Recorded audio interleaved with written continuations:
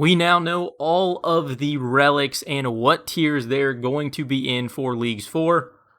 But rather than what I initially thought was going to be a Tier 0 combat choice, they just added an entire nether Tier 8 onto the end.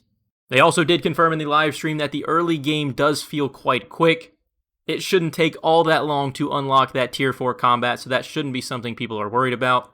And then on top of that, there are definitely quite a few big changes from what everybody thought was going to be the initial setup. Tier 1 we already knew is Endless Harvest, Production Prodigy, and Trickster. Tier 2 is just a pick between Fairy's Flight and Globetrotter. They revealed Fairy's Flight is all fairy rings, but also included is all leprechaun locations, which dramatically changes that relic. Tier 3 now becomes a dramatically harder choice because it is between Banker's Note and Fire Sale.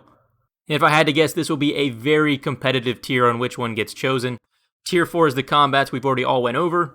Tier 5 is Infernal Gathering Tools, Bloodthirsty, and Treasure Seeker. Technically, we don't know any of these three relics and what exactly they do.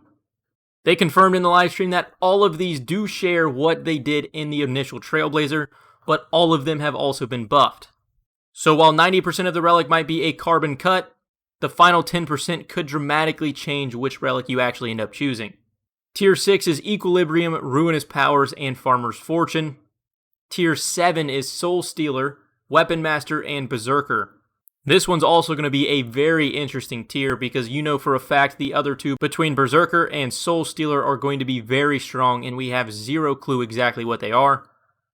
And then the final tier, the Tier 8, we know all three of them, and they are Executioner, Undying Retribution, and Guardian. Executioner doing the final blow to 20% of any boss's HP. Undying Retribution, depending on what the cooldown, even if there is one, basically suicide bombing the entire health of any boss, barring that it kills you. And then lastly, the Guardian one, which is basically just a thrall on roids, giving you constant DPS regardless of whether you're just doing Slayer or bossing. And after finally seeing all of the relics, this is definitely going to be some very hard decisions. I think they absolutely knocked it out of the park in terms of balancing the power. It really just comes down to what regions you're going to be picking, what playstyle you're going to have, and then what types of content you want to do. I think there's a perfect mix of relics for any style and region combination you want to pick. Quite the final reveal. We are just under 1 day left before Leagues finally does release.